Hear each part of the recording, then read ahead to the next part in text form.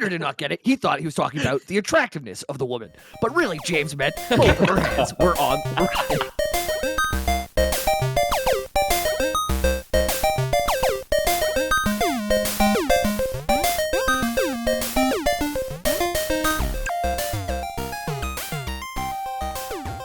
Now funding terrorism. Loreboys here, the internet's #1 being mean to your mom podcast, is back with more of what you need. My name is Peter O'Donohue, and I'm into on a mission to Egypt with me today are... You're into what? You cut out. tariffs. What did you... Tariffs? Tarot. Tarot. Tarot. The cards. I think it's pronounced tarot, Peter. Oh, I'm into tarot now. Yeah, sorry. I'm Ethan. Prog rock is over. It's all disco now, baby. Palmer. I'm just James, but I'm doing that little dance with the pointy hands, like the Egyptian dance. Yeah. Oh, you're walking like an Egyptian. Yes, I am. Mm-hmm. Okay, very good. Very So good. before we get into the episode, am I cutting out now? How do I sound? How's my internet behaving? It was just that one. It was just tarot. I don't know. Your Ouija board floated in the air behind you, and then you cut out. It was weird. That's the Ouija board always does interfere with the wireless internet. It's terrible. Anyway, so big Loreboys expanded universe announcement to open the show with here. All right, we did it. My first comic, The Black Frontier, will finally be out on Monday, June 30th, 2025. One day actually before Silk Song comes out. Meaning I did end up beating them to the punch, which is what people kept asking. It's like, Is it going to be out before Silk Song? I'm like, I don't know, man. Those guys are also clearly working in their spare time. Although whatever they're doing is definitely much more difficult. But yeah, anyway, so it'll be available through our Patreon, $15 and up. And the demo will remain available for everybody who subscribes to the Patreon, the little taste of the comic that's been out there for months. And it will also be available digitally through Amazon Kindle. I got all that set up. I verified my identity. All that is good.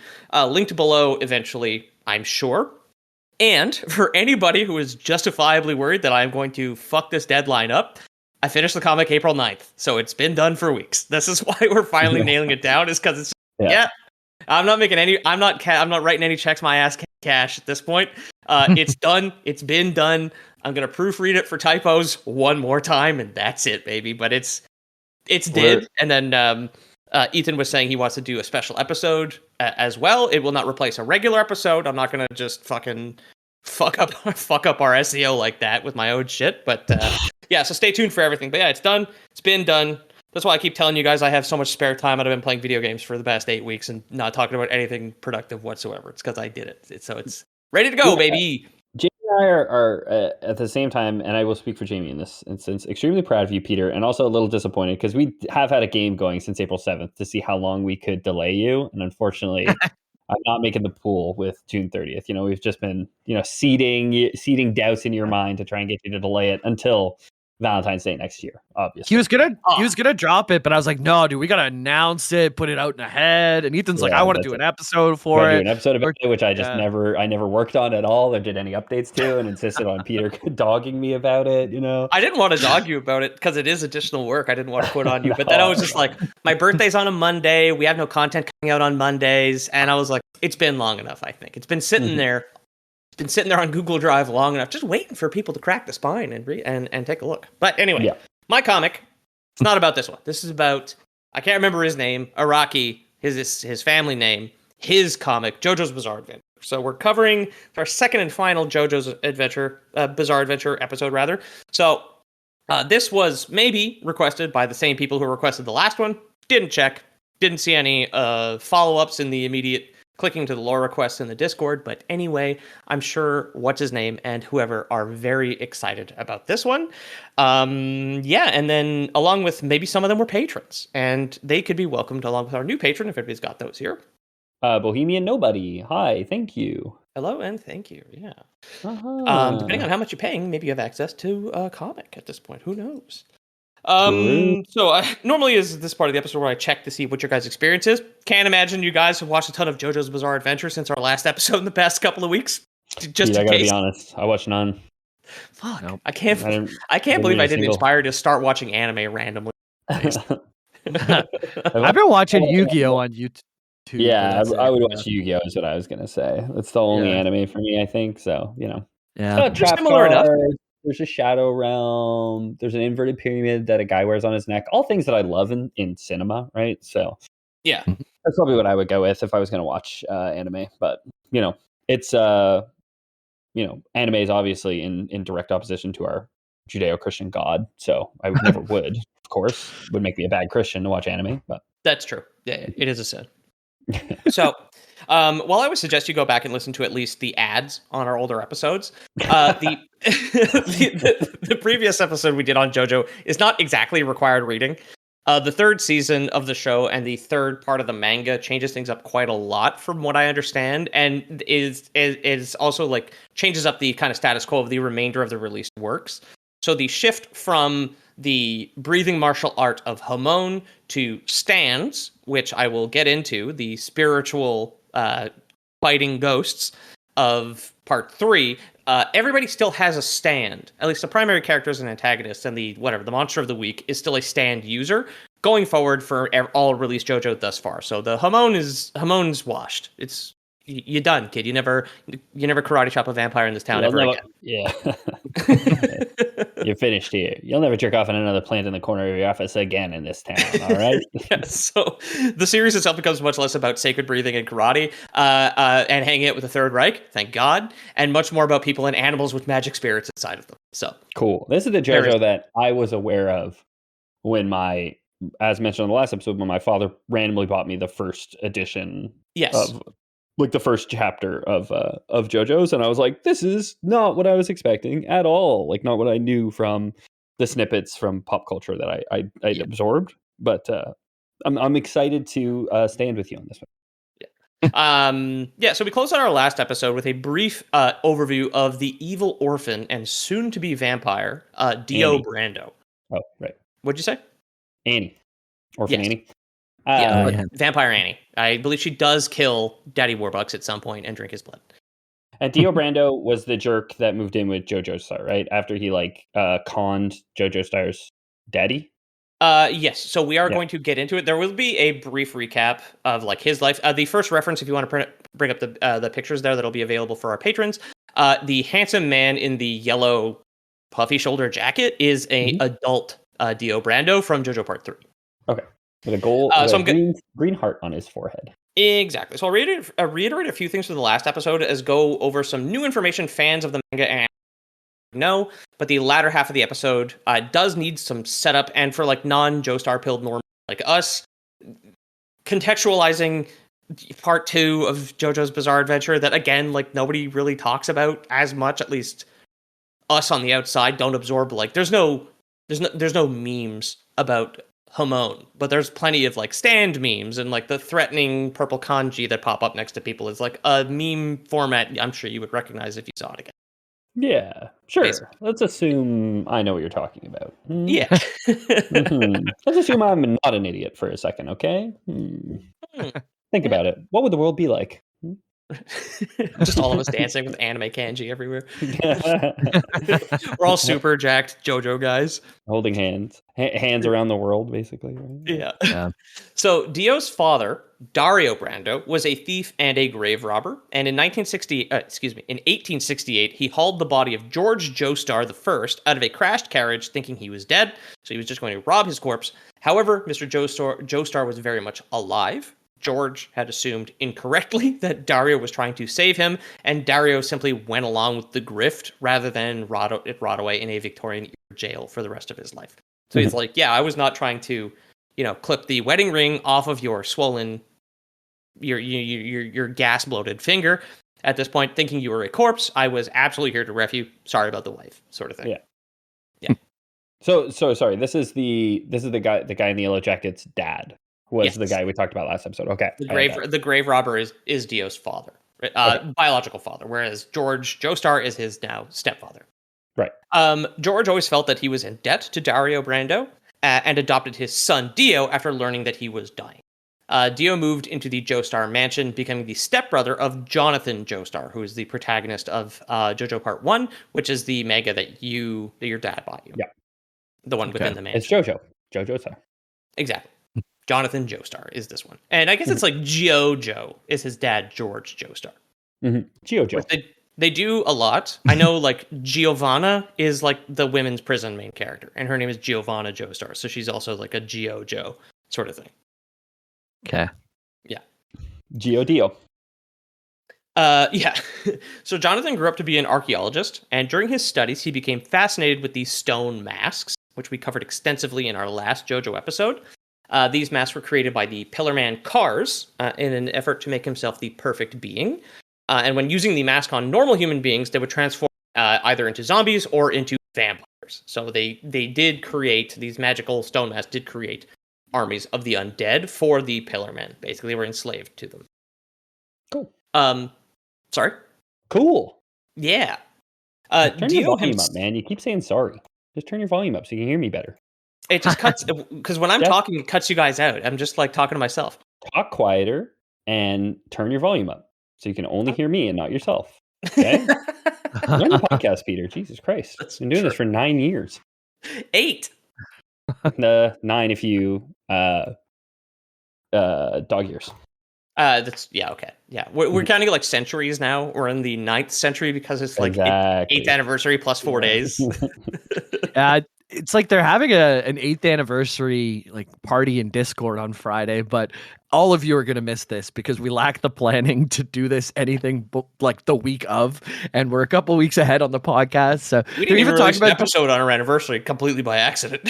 Dude, yeah, I missed that. Not too bad though. I've gotten pretty much every week for the last few years. This is the first one I've missed in a while, but missed one. Missed one for sure. Yeah. We don't get to choose. At least it was funny. At least the timing was good, right? Yeah, and it was still went up by noon.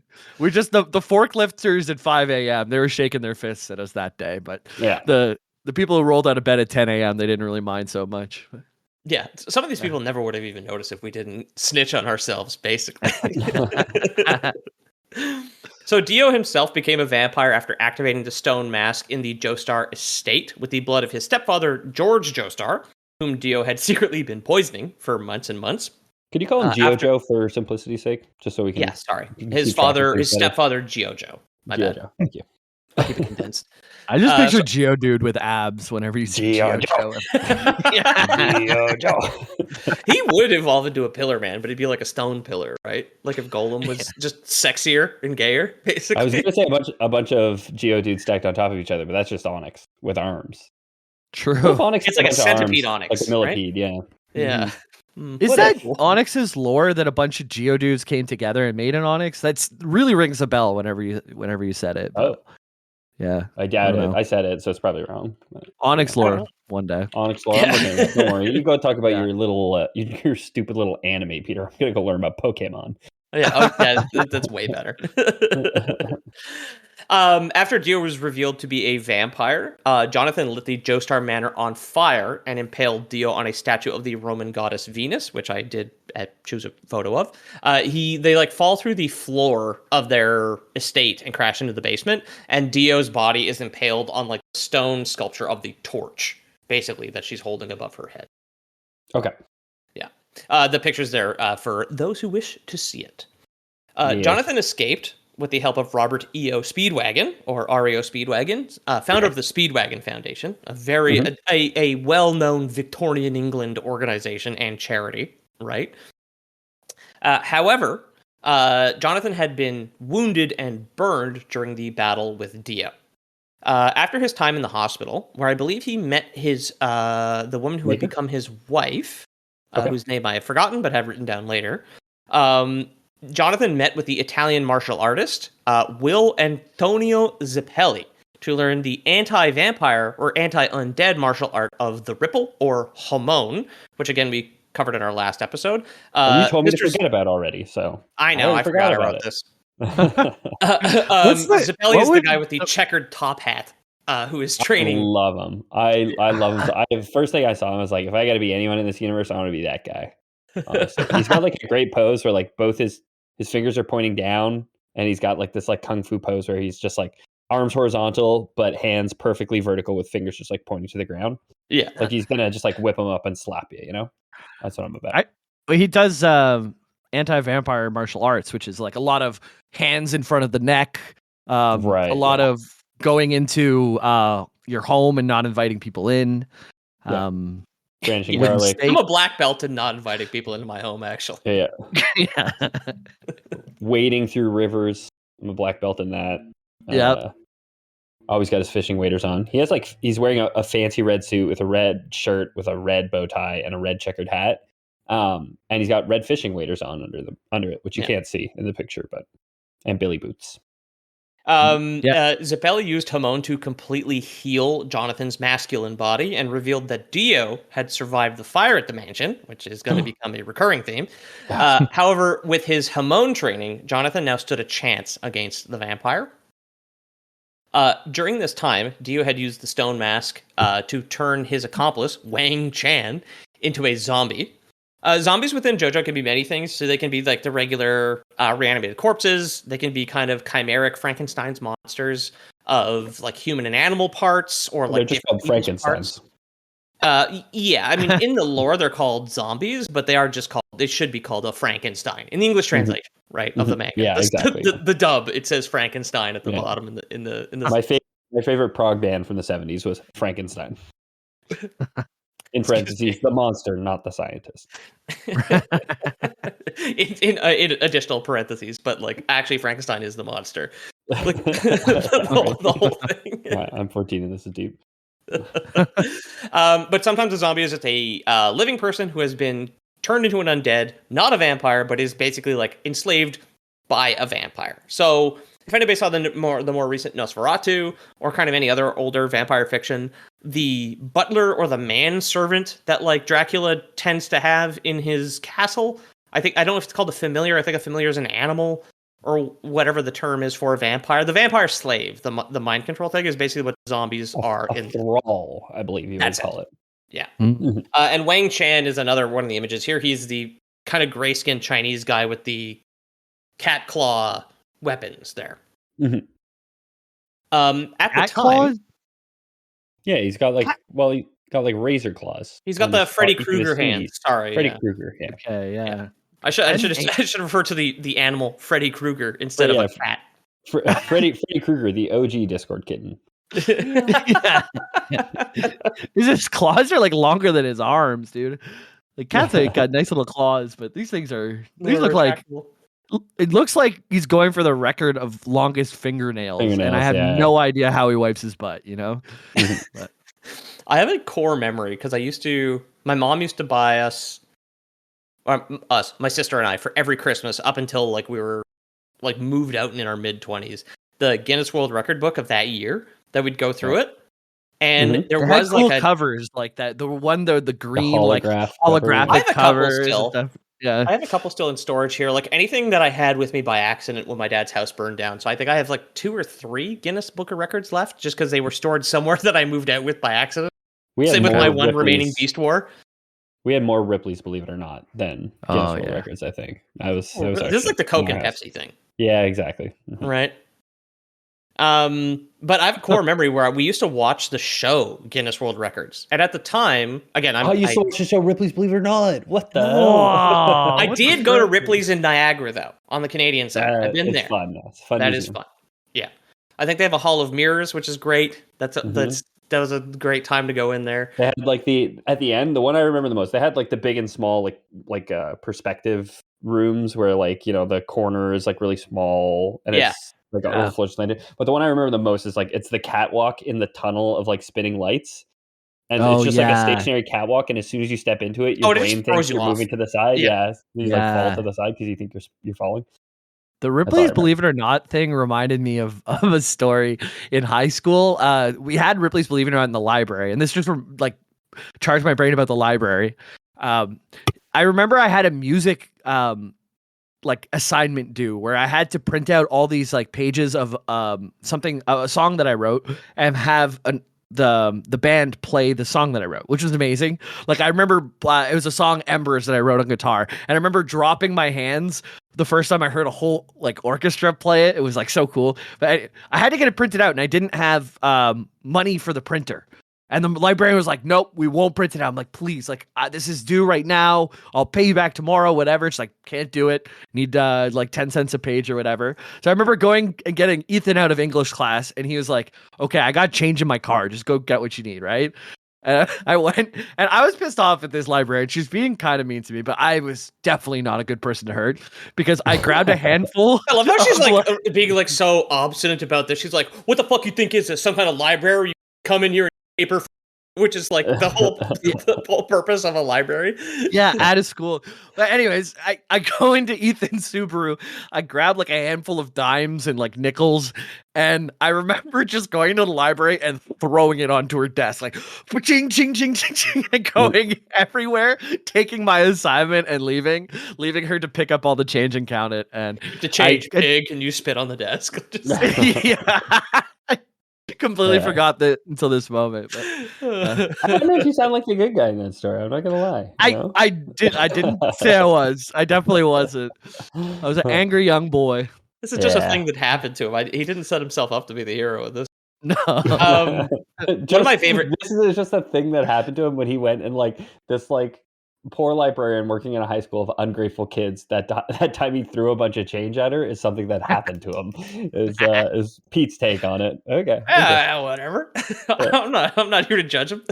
All the librarians listening to this podcast, I know you guys are out there. I stand. We're sorry. Dude, does the printer cost come out of her pay? Really? Like, did she really have? I told her I'd pay her back. She was being so mean about it, but I'm sure I was definitely not a good person either. Whatever, like dock the nuggets that they pay school staff with, right? Whatever. Well, Ethan and I were on a silent strike with the principal, so he wouldn't have been on my side because I would never talk to the guy. Yeah, he would talk to us, and we would just be completely silent to his face. Because the principal used to talk to us a lot. In that year of high school, we had a lot of conversations with him. And then we've told the story before, but about like 6 months before we graduated, we're like, let's not say anything to him for the rest of the year. We didn't say any words to him for the rest of the year. He'd come up and talk to us, and we'd just be quiet and just like look at him and nod and do little like pantomimes. And he was like 5'4" and drove a Harley to school. Like he was like, he had his own issues. For sure. It drove him nuts, but that was fun. I bet he probably bought that Harley Davidson with all the money that he docked off the librarian's paycheck for giving away free papers. 100%. Anyway, Wang Chan was a Chinese black market dealer in the slums of London who had actually been supplying Dio with, in quotes, oriental poison, which he'd been using to poison Jojo the entire time. Personally, I think the term oriental poison... Imagine a Chinese person bringing opium to England. What a twist. I personally think the term oriental poison is outdated because I just call it... You keep cutting out a little bit. We'll check on it on the break, dear listeners. We hear him too cutting out, but go ahead. Really? Hit your joke again, Pete. Take a run out. We'll laugh. I promise. I think the term oriental poison is outdated. I just call it communism now. Oh, okay. That's pretty good. Thank you. There's Mr. Noodles, like ramen noodles. Still one of the flavors. They have chicken, beef, and oriental is like one of them. And it's like a pink wrapper, and I think it's shrimp. I don't know why they call it oriental. It's very good. I mean, it's good as far as fucking Mr. Noodles go, but I do like that one. Yeah. Yeah. No, let's figure it out. 3 white guys on a podcast. We can oriental poison when is appropriate to use the word oriental poison. When's not. Yeah. When quoting JoJo's Bizarre Adventure, I think perfectly fine. Zombie Wang Chan. We're quoting JoJo's Bizarre Adventure or ramen packets. You're good. Yeah. As a white man, I give you the stamp of approval to say oriental. Just don't call me chicken. Okay, Marty McFly. What the hell? So Zombie Wang Chan later rescued Dio's head from the bottom of a canyon after he decapitated himself to save his brain from a fire-infused hormone punch from Jonathan Joestar. So in one of their, I think it's probably the mid-season That's just fight. The most anime-ass sentence. Yes, I'm aware. You can cook up in a lab, man. Holy moly. Anime enjoyers, this is my problem with anime. Like, you know what I mean? You don't have to be so convoluted in your storytelling. Like, you just don't have to do it. He doesn't have to decapitate himself to survive a single mega fire punch from the other guy. I think it did, because if you destroy an undead's head, then they're dead for good. And as the hormone was running away his body, presumably, I have not seen it. Also, sorry for stands for I guess JoJo stands in this case. Yeah, sure.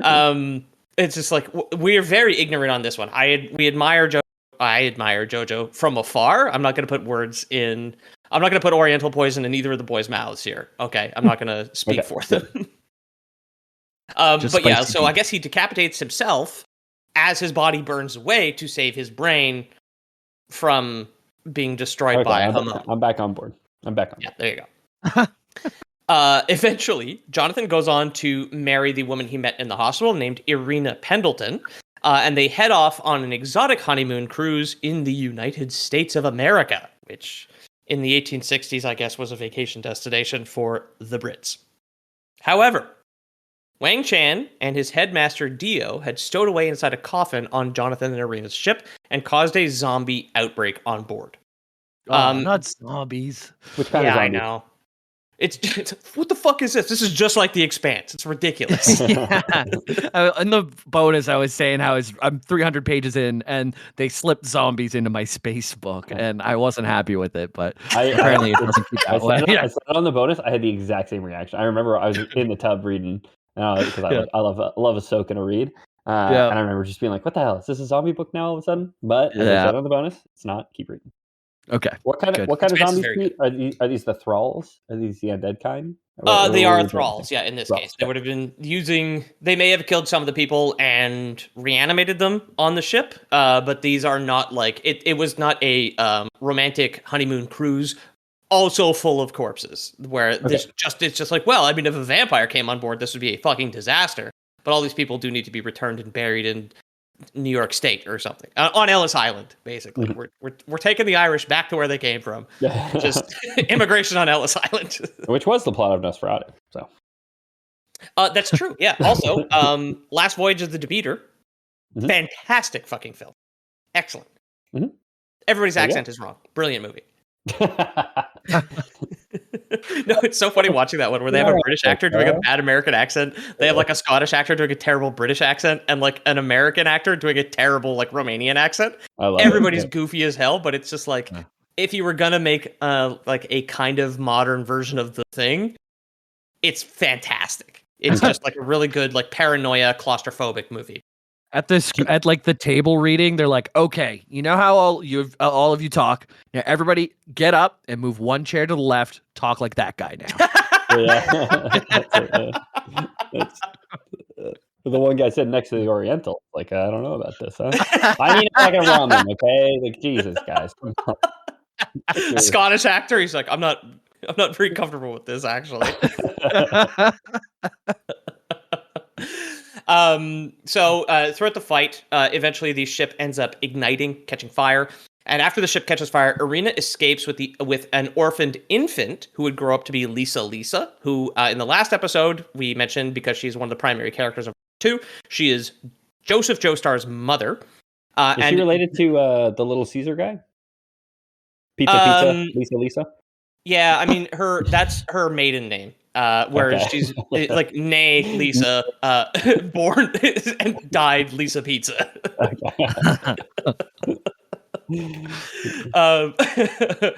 So Irina escapes with the orphan Lisa, and then eventually she's pregnant at this time. She gives birth to George Joestar II, or Jojo II. And yes, don't worry if you thought this anime was getting a little too normal and mainstream. I don't know why it's so hard.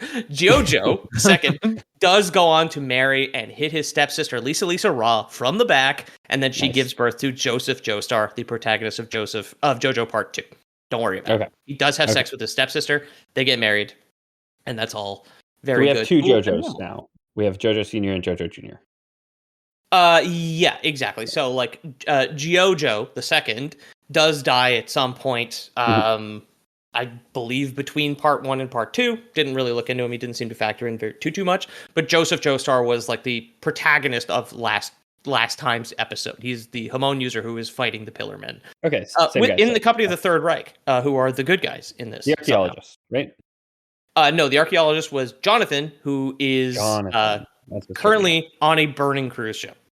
Okay. So Dio's head, because he's just a head, right? He's decapitated himself to save his own life. Right. Dio's head reveals that Jonathan that he intended to take over Jonathan's body and like gift them both immortality, I guess. However, after being fatally wounded somehow by a vampire head in a fight, Again, haven't seen it. Jonathan holds his stepbrother's head against him while the ship around them burns and then finally explodes. I do have a reference for that. It's the man tenderly hugging the blonde head. Yeah. On a flaming ship.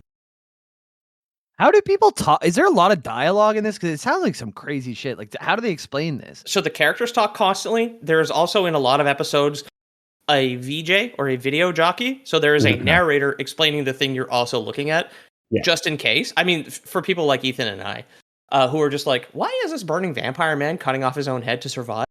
I would assume the video jockey is just like, as the Hamon burned away at Dio's body, he decided to cut off his own head to save his brain from the power of the sun. It's so funny you say that, Jamie, because like one of my biggest criticisms with anime is over-explaining stuff. They will spend an entire episode with just like 2 still shots of 2 characters looking at each other and just their internal monologues, and then a narrator explaining what they're thinking about for like 30 minutes at a time. You know, that's the anime way.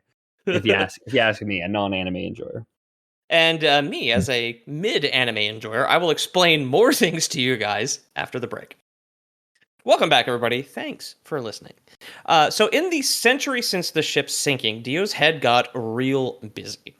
Once again, surviving a fire, like I said, is going to be a thing he does a lot. Dio's head managed to decapitate Jonathan Joestar's body, I think at the bottom of the ocean, attach himself to it, and then climb inside a coffin of Loreboy's canon, unknown origin. Sorry, I know you got a thing that you're trying to get through, but can we talk about the elephant in the room real quick about how a head dies? Because like, I mean, clearly doesn't need lungs. That's fair, but like to be able to not only maneuver at the bottom of the ocean, but to withstand like the crushing weight of the water to be able to do all the things that he's doing. I'm not sure. I even think that this really happened. Dude, he was ahead of his time. Sorry. You just got like in the 80s, James Cameron finally finding the wreck of the Titanic with just like one guy's head just like at the helm still. The old lady, after talking with Bill Paxton for however long, throwing a head, like a dismembered head off the back of the boat. Yeah. Like instead of the heart of the sea is like Dio instead. A submarine just like crushed and like a bunch of billionaires' heads just at the bottom. Yeah, I mean, the vampires have very bizarre powers, right? In Jojo, that's all like kind of explained in very goofy ways. If you remember, like, stingy eyes is like compressed like pressure washer fluid that shoots out of their eyes and can like cut through stone. Yeah, it looks like a laser, but again, the narrator in one of the fights that I watched yesterday when I was putting this together was just like, "Oh my god, Dio is using his stingy eye vision," and it's like. Yeah. Just very clearly animated to be light, like lasers, but it's like vampire eye fluid that pressure washes through things. Which again, to me, is over-explained. I don't want to come across as like a hater, which I think I have been this whole episode. But like, I enjoyed it. If you enjoy it, like go nuts kind of thing. Like I like the silliness, but I do like to call it out as well. It's how I enjoy it. But like that's my point is just like, like dismembering, like cutting his own head off means the brain stays intact and stays alive. Fire hurts it. But water in the ocean doesn't hurt it. Like it's just pretty arbitrary. You know what I mean? Like, it's all. On the positive side, wouldn't it be so fun for your job just to be a cartoon hype man? He's using stingy eyes. Yes, I could do that from home. That would be easy. I could just watch cartoon. Please, yeah. We got the equipment. We just got to start acting, I guess. Can you imagine? Like we've been working from home for years now, and it's just like I finally got my dream job as an anime narrator. It's just like, fuck, it's 3 days in office. Are you kidding me? These fucking slave drivers. Yeah, in office in Japan. Yeah, exactly. I only have to go in twice a week, but it's like a 19-hour trip. That's killer. Yeah, I have to cut my own head off and then roll across the bottom of the ocean to get there every time. Yeah. There's a head in the bottom of the sea. Sorry, go ahead. Yep.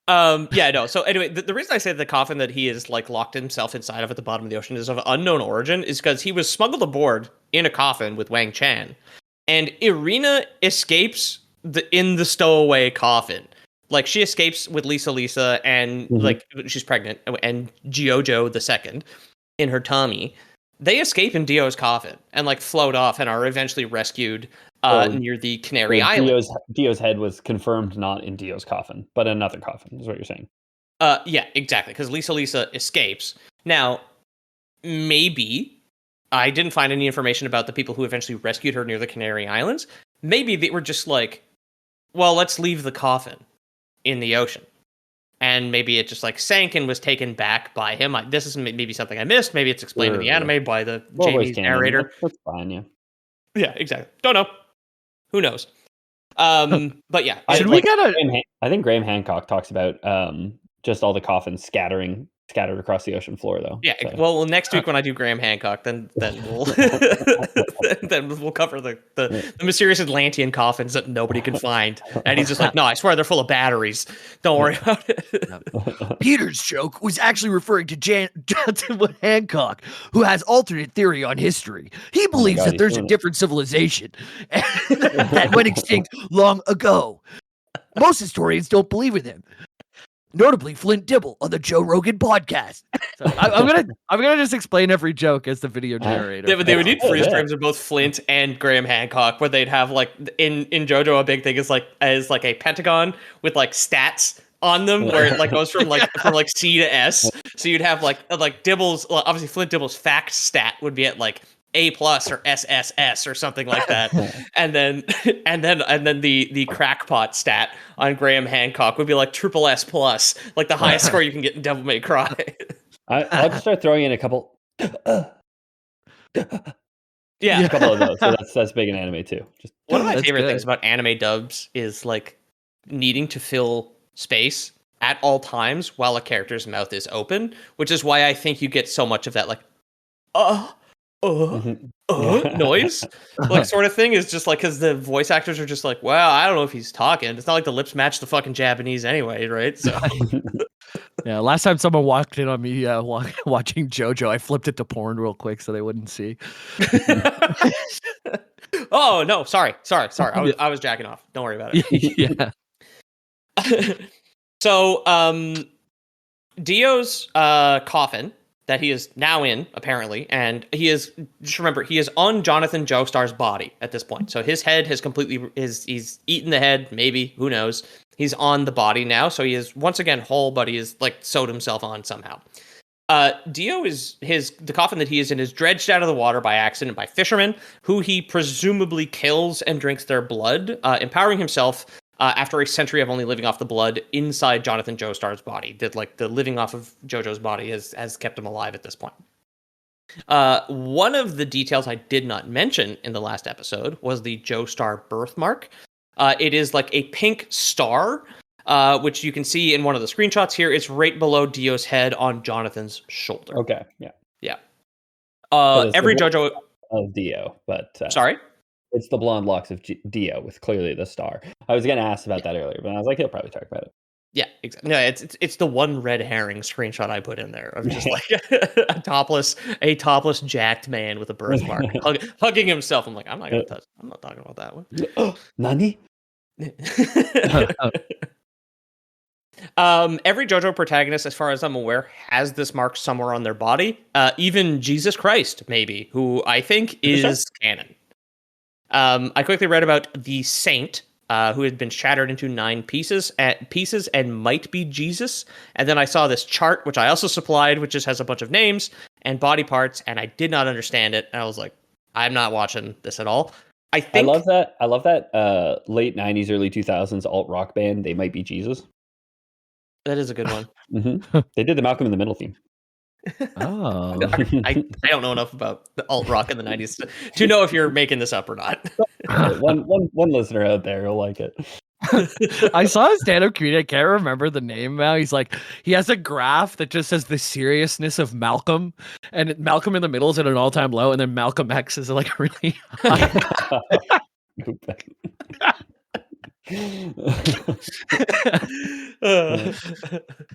So after killing the fisherman, Dio traveled around the world having bastard children, one of which is Giorno Giovanna, the protagonist of JoJo Part 5, Golden Wind, Oops, All Twinks. It's the one with the worst hair, but the goofy torture dance. It is the blonde guy with like the rigatoni. He's got 3 holes. The fusilli hair. It's absolutely ridiculous. I did share the video where at some point they like tie a guy to a mast and do a silly dance to hip hop at something. It's one of the video clips I shared for everybody. Torture dance. Yes, exactly. You could kind of like bowling ball them, just stick your 3 fingers in there and throw 'em. His Yeah. quaff. Yeah. Nab him by the quaff. I don't know what Eminem his impression. Sorry, go ahead. That was pretty good. I don't know if that was during this episode or during the bonus. That's the problem. was during with the the bonus. bonuses before these. Yeah. Patreon.com/theloreboys. Right. Excuse me. I don't know what his stand does or anything like that. Well, right. So Dio eventually encounters Enya the Hag, named after the band. The Hag, not Enya. I don't know why. Who is pictured here? She's the old lady who has 2 right hands. I don't know if this is a misprint or something. This is from the Jojo wiki. I've seen this season of television.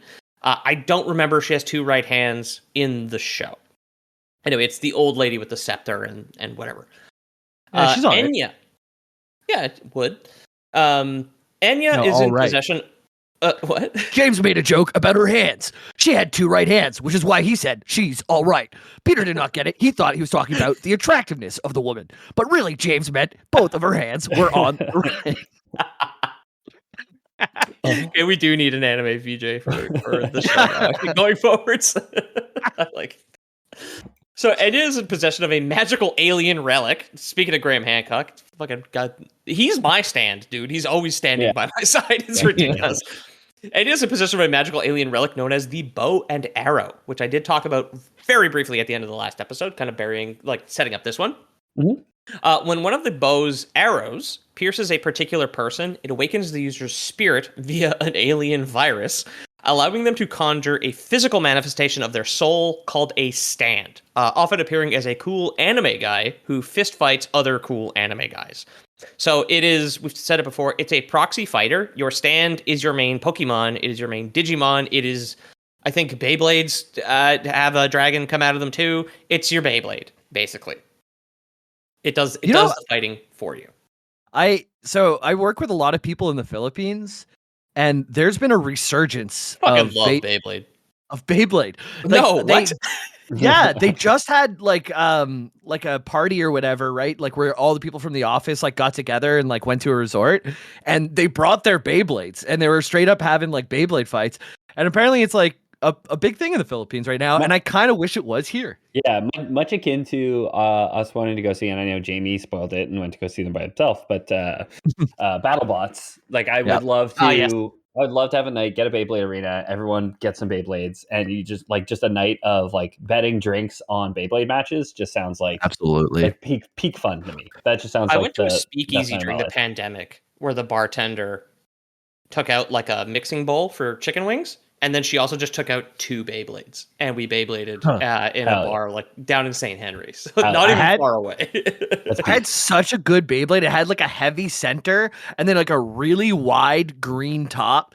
And I remember on the playground, dude, it would just sink to the center, and like people would have smaller ones that would zoom in and they would just tick off of mine. It was just all endurance. Like my endurance stat on my stand was just like it would spin for so long in the middle. And then I was playing with it in the backyard, and our grass was so long, and I was taking it apart to try different parts, and I lost like a key part to that Beyblade, and my mom mowed the lawn, and it just but anyways, I think we should buy some Beyblade. Sitting in his knee-high grass, taking apart his Beyblade while his mom's driving the lawn tractor. For real. Yeah. And you wonder why he had anger issues and threw nickels at librarians in later life. You know, it's crazy, dude. You don't understand why I lost my fucking Beyblade, okay? He's like trying to print out like a Beyblade like part. in memoriam pages for a Beyblade at the library. Let her rip. Throw some nickels, chip her teeth. So the reference image I have here is a reference of Jotaro Kujo, the protagonist of JoJo Part 3, and his stand Star Platinum, who is the big purple guy the big jacked purple dude standing behind him. Cool. What was the name again? Jotaro Kujo. Jotaro Kujo. Okay. Jojo. Yeah. And Star Platinum. Some of the stands get fucking weird, but generally the stands appear alongside the episode's like kind of main goon it's very much a Monster of the Week show where they just like one of my favorite jokes that I actually get about this fucking show is just like, who could possibly be the enemy stand user? And it's always just like background characters of whatever country they're in, because it's very much a like Around the World in 80 Days season 3. Where in the world is Carmen Sandiego? Yeah, exactly. Except Carmen Sandiego is always the Italian guy with a checkered top hat in the middle of like a Lebanese market. And it's just like, who could possibly be the enemy stand user? And it's just like, yeah, it's fucking him, obviously. So when damaged wounds tend to appear in the same place as a stand user's body. We were talking about Yu-Gi-Oh earlier. I think this is kind of like the life points thing, except I don't know if like a duelist in Yu-Gi-Oh ever actually dies. Stand users do die if their stand is destroyed by another stand. They bet sending each other's souls to the Shadow Realm. That's one thing I remember, right? Yeah. To define death, I guess, you know. Yeah, I mean, I think they just die regular. They die normal in JoJo, as far as I'm aware. Yeah, die regular, dude. A stand user does not actually always need to be human. In part 3, there's a very weird-looking dog named Iggy, and it has a stand. And I've heard there's like in part 4 or part 5. I have not seen this in completion. There's like a serial killer who's a turtle that also has a stand.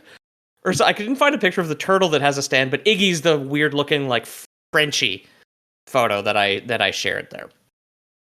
An older Joseph Joestar, who was the protagonist of Part 2, explains to Part 3's protagonist, Jotaro Kujo, that a stand is called a stand because it always stands by your side.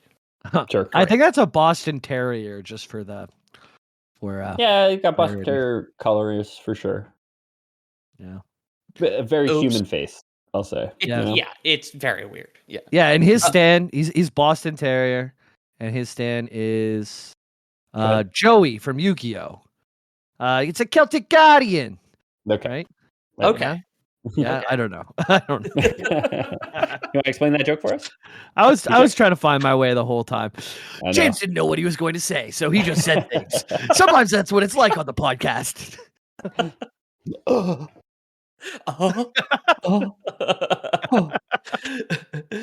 So some of the people who do not have the spiritual fortitude in their little stat of science, crackpot, endurance, and spiritual fortitude that we're talking about here, to handle a stand and can be actually harmed by it. The inciting incident of JoJo Part 3 is Jotaro finding that his mom, Holly's stand, has manifested and is killing her, which is the woman with like the kind of roses and vines growing out of her back there. Okay. Yeah. She shouldn't have She shouldn't have stand a raspberry bush growing out of her back if she didn't want to. I know. You know what I mean? Yeah. Wait, what? I gotta look at the picture. You don't always get a choice with your stand, honestly. Imagine a woman with a raspberry bush growing out of her back. I thought you said rack. Okay. A rackberry? No, I thought we were gonna see boobs again. Jamie heard a woman and ra and instantly said, like, I gotta go look at tits. I gotta go look at tits, guys. I can't do the podcast anymore. So while Holly's stand goes unnamed, as far as I'm aware, the rest of the stands within Part 3 are named after tarot cards. The main ones being The World, which is Dio's stand, Star Platinum, which is the star, Hermit Purple, which is Joseph Joestar's stand, and what they're called, it means absolutely fucking nothing. Hermit Purple is like the color is more descriptive of the actual stand than what it is named after, because he does not conjure like an old hermit or anything like that. Hermit Purple appears as like he shoots like purple thorny vines out of his hand, and he can like grapple the shit and choke people and whatever. Mm-hmm. Cool. Hierophant Green, Magician's Red, and Silver Chariot are the main squad stands, and then Iggy the dog uses the Fool, which, if I recall correctly, it manifests itself as like a mecha terrier, basically. Hell yeah. Woof, woof. Yeah. As John Goodman in Transformers. A fat Mac. Yeah, exactly. Later stands are named after songs or bands, like Chili Pepper, who was the bad guy stand in the most recent episode of JoJo I've seen. Chili Pepper appears as like a lightning monster with like a bird's face, and he can travel through electrical lines. And I think they put him inside a motorcycle and throw the motorcycle in the water, which makes him explode. Cool. Yeah. Motorcycles explode. Heads, totally fine. They're good. They're good. Yeah. But motorcycles, immune to fire. If you're a motorcyclist, try driving through fire sometimes. I mean, You what if never you were know. a motorcycle vampire?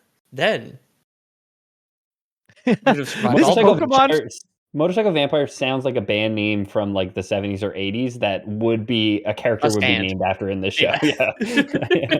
Well, no, it would be like another Full circle. completely unrelated character. It'd just be like the old lady who runs like a charity somewhere in like southern Italy. It's just like, oh yeah, it's like we actually need to go see my old friend from the past, motorcycle vampire, and it's like a completely unassuming regular old Italian lady. Jamie and the gang are going to see Motorcycle Vampire, a kindly old woman living in Sicily.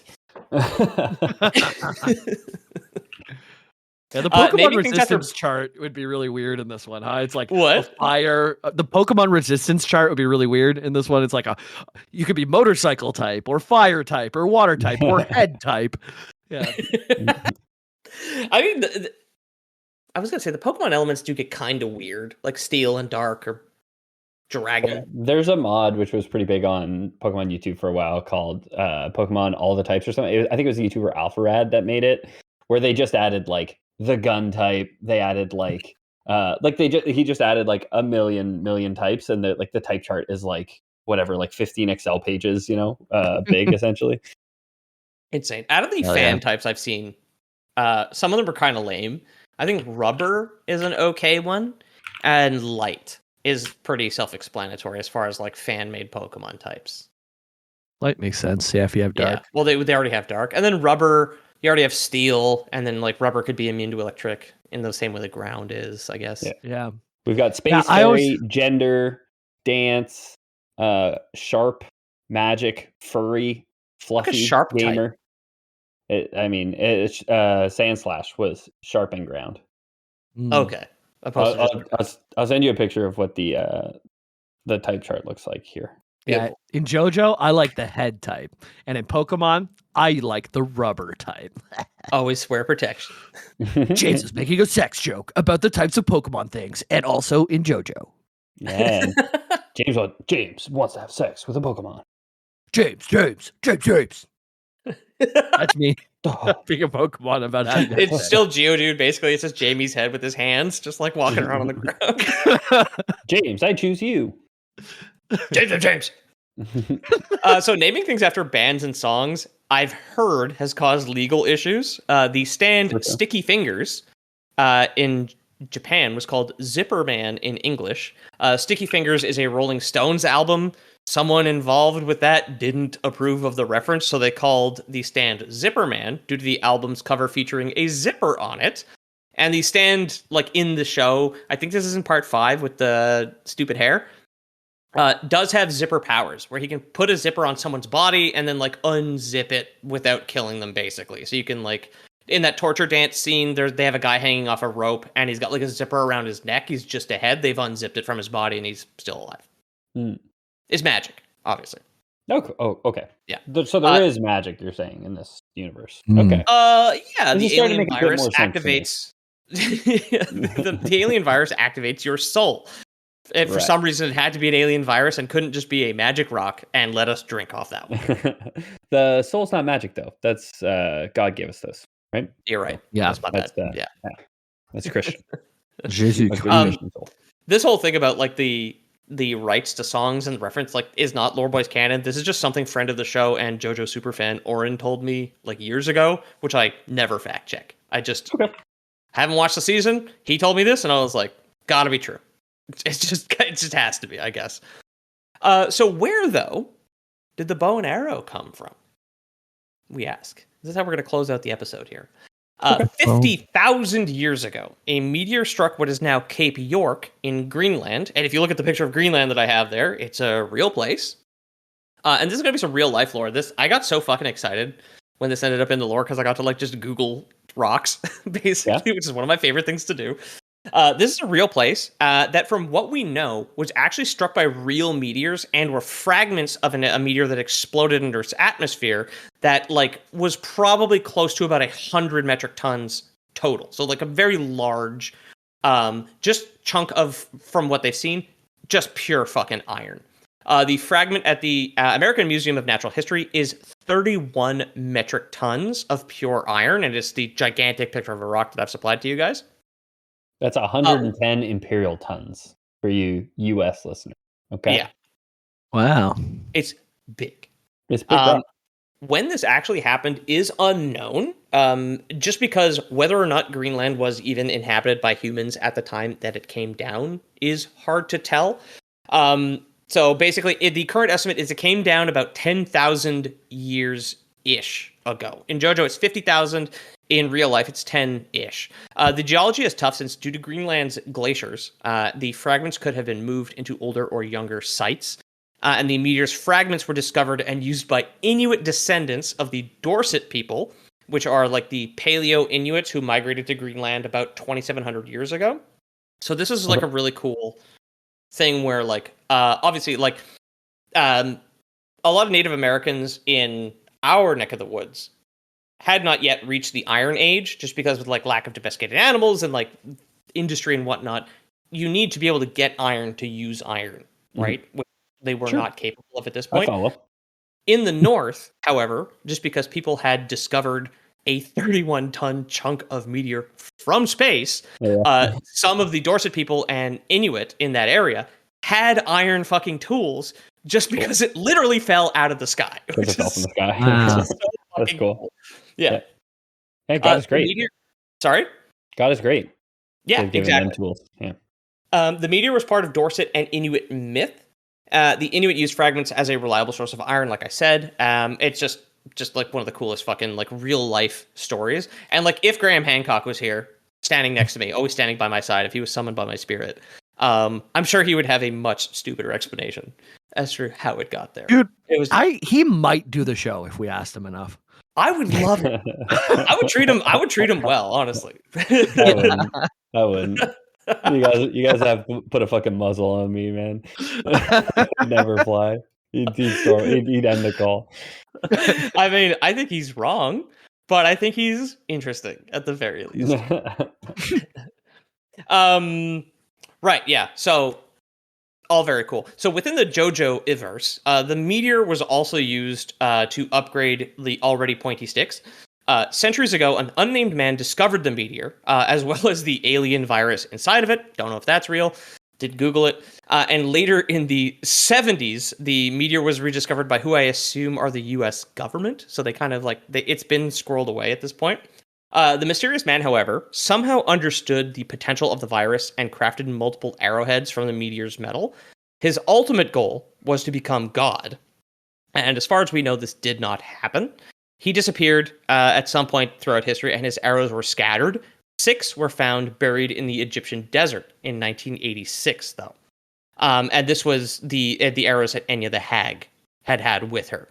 These are the ones that she used to activate Dio's stand, the world, through the alien virus that activates your spirit.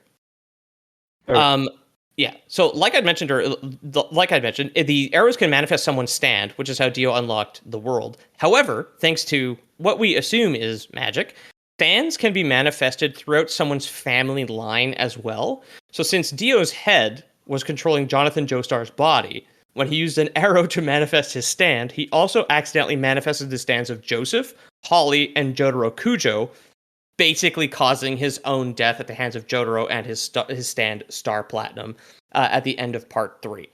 A lot of the other stand users throughout the series, like Steely Dan or Kakyoin, are previously enslaved by Dio, and I think he stabs them with an arrow to activate their stand, and if they survive, they become his minion.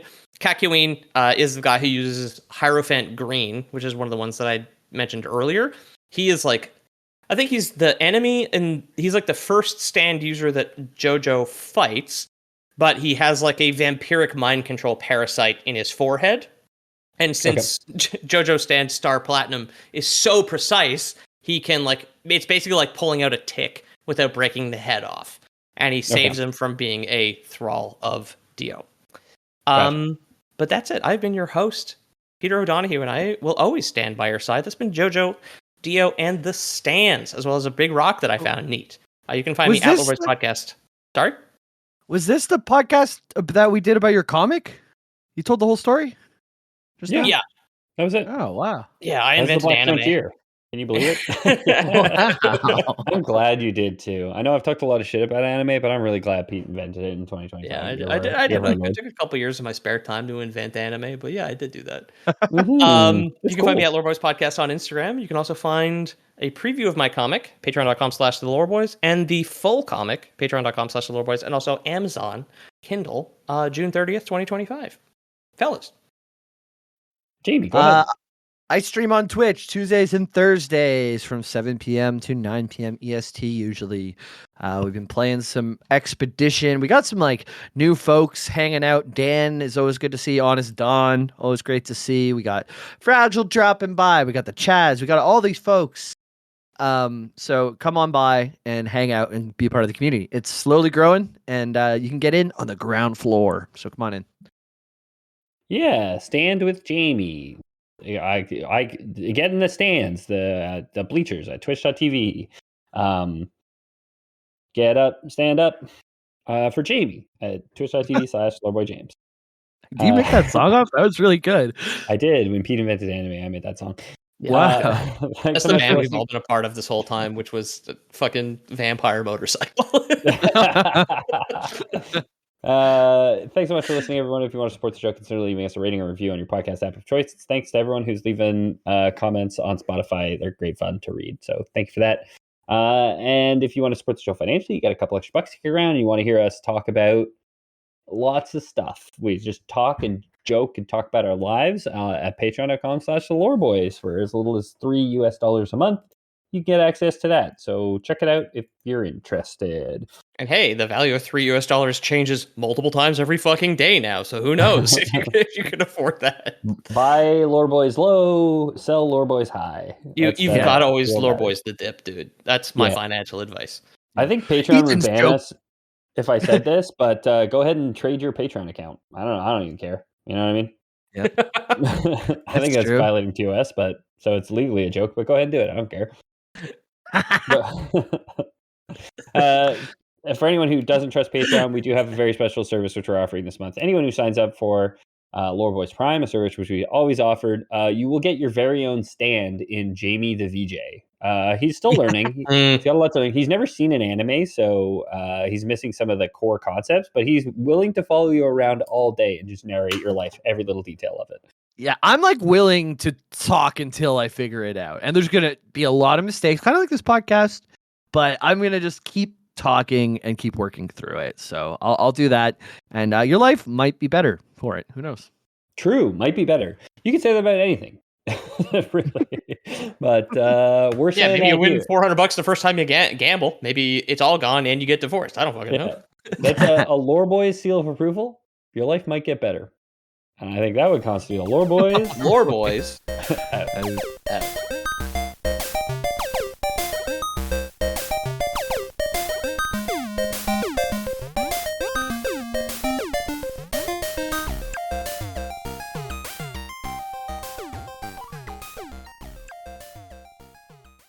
Whoever you want to do, yeah. Whomever. Yeah. All Is it whomever? Fuck you. What? That's like a very rude thing to say. To talk to whomever. You said a very pointed whomever whenever he said whoever. What's I the didn't even difference? get it Sorry, right. I didn't mean How- to. I know, What's the it's just difference? funny. It's like how do an you know when- object-subject thing. So if you're talking about the subject of a sentence, you use whom, and if you're talking about the object of the sentence, you use. What's an or example? the other way. If you say so, an easy way to remember it is if you answer the question. So you say like, to who is the is this going to? It would be him instead of he. So you would say, whom is this going to? Would be the right way to say it. If the answer is he, then you would use who in that case. Okay. Damn. I'll never remember that. Mhm. Yeah. Who That's shit a on the good floor? way to remember. He shit on the floor. You wouldn't say whom shit on the floor. Oh, but who's gonna pick up this shit off this floor? Whomever. Yep. Whomever's different. Don't bring whomever into this. That's a different word, man. I don't know whomever. Yeah. Yeah, me neither. I I'm think just it would gonna be drop whoever this. in that case because it's be he or she would pick up this shit off this floor, not him or Shane. Okay. More shim. I was gonna drop this whole conversation before Pete's ad for this comic. I